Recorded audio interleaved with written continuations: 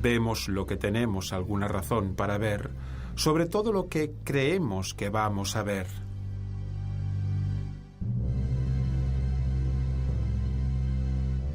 Quizá por eso Dalí vio en las rocas del Cabo de Creus la forma de un coche.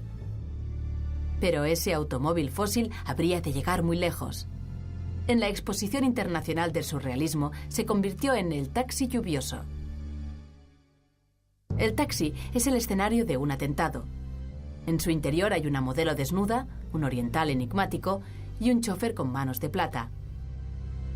Pero sus pasajeros más insólitos son las decenas de caracoles gigantes que lo habitan, porque en el taxi llueve dentro del vehículo y no fuera.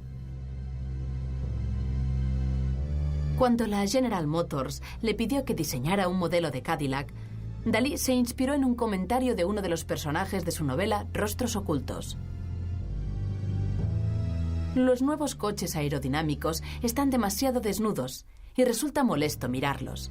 Tienen demasiadas curvas, demasiadas redondeces. Solamente compraría uno en el caso de que lo vistieran.